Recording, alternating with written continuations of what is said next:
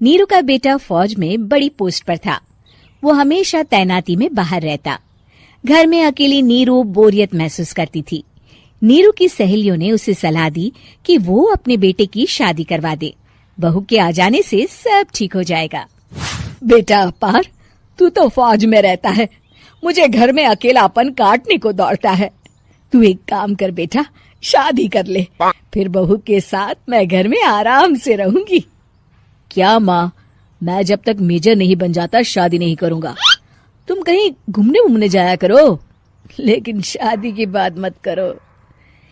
इतना कहकर अपार वहां से चला जाता है, लेकिन जाते वक्त उसे माँ की भी चिंता रहती है। एक दिन दरवाजे की घंटी बजती है। नीरू दरवाजा खोलती है तो सामने एक सुंदर सी लड़की साड़ी पहनकर सर पर पल्लू रखकर खड़ी होती है। कौन हो तुम बेटा, और तुम्हें किसने भेजा है?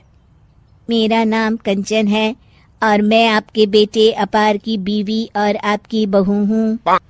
तभी घर का फोन बजता है। नीरू फोन उठाती है तो अपार का फोन होता है। माँ, कंचन आ गई। वो आपकी बहू है माँ, और मैंने उससे शादी कर ली है।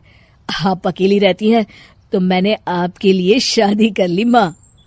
अच्छा बेटा, बहू तो आ गई, बहुत सुंदर है। अब ना मैं आराम से घर में खुश रहूंगी। इतना कहकर नीरू जैसे ही कंचन की तरफ देखती है, वो उसके पैर छूती है। नीरू कंचन को आशीर्वाद देकर गले लगा लेती है। अगली सुबह नीरू सोकर उठती है तो अरे, सारा घर कितना चमक रहा है। इतनी सुबह घर का सारा काम किसने किया? तभी कंचन हाथ में स्वादिष्ट नाश्ता और चाय लेकर आती है और टिपॉय पर रखकर कंचन के पैर छूती है। बहू को देखकर नीरू काफी खुश हो जाती है। वो कंचन से कहती है, कंचन बेटा, आज मेरे घर में किटी पार्टी है, तुम मेरी सहेलियों के लिए कुछ अच्छा बना लेना। माँ, मुझे अच्छा बनाना नहीं आता, आप बता दीजिए, मैं बना दूंगी। अरे मैं भी तो नहीं जानती। ऐसा कर, शाम को इटालियन खाना, सी फूड और हाँ, चाइनीज खाना बना लेना, ठीक है? कंचन नीरू की बात सुनकर खुश हो जाती है। हाँ माँ, मैं तो ये सब बना सकती हूँ, आप चिंता ना करें। शाम को नीरू की सहेलियां आती हैं, जहाँ कंचन अकेले बनाए स्वादिष्ट खाना बनाकर खिलाती है। वो सारी सफाई कर सबको खुश कर देती है। कंचन अंदर किचन में जाती है कि तभी नीरू की सहेली बोल पड़ती है।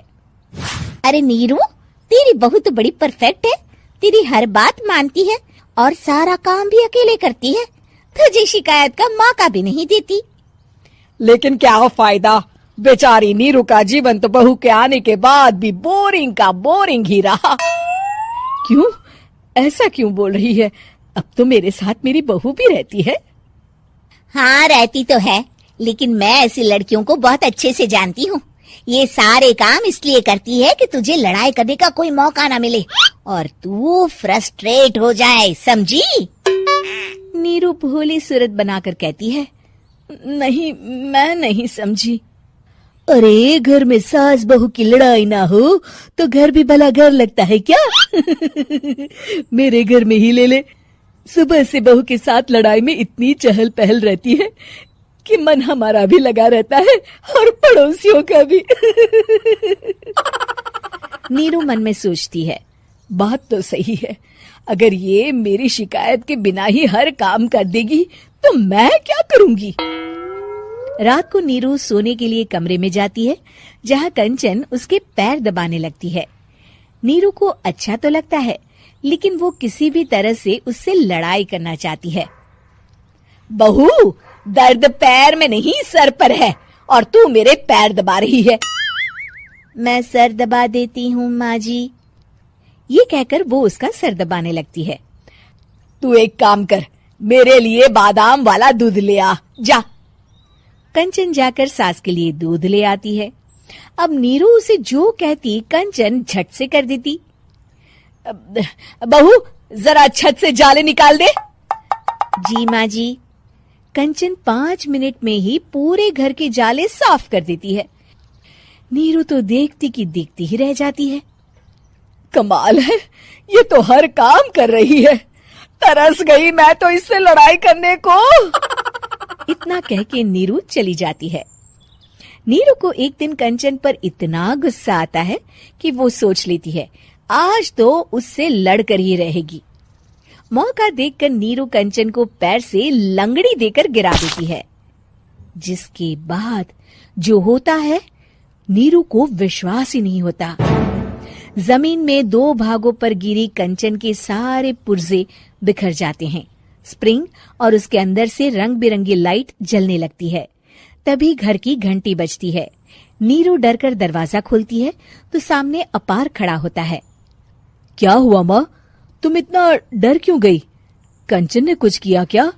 कुछ कहा क्या उसने? मैं अभी बताता हूँ। तभी अपार की नजर कंचन पर पड़ती है। अरे माँ, तूने ये क्या किया? कंचन को तोड़ दिया। तुम्हारी खुशी के लिए मैंने रॉबर्ट को तुम्हारी बहू बनाकर भेजा था, जिससे तुम्हारी हर इच्छा पूरी हो और तुम खुश रहो। माँ, ये तो इंसान थी भी नहीं, इससे तो गलती हो ही नहीं सकती थी। फिर आपने इसे क्यों तोड़ा? क्या गलती थी इसकी माँ? बेटा, इसकी सबसे बड़ी गलती ये थी कि ये इंसानों की तरह सास से लड़ाई नहीं करती थी। अपार माँ की बात सुनकर हैरान रह जाता है।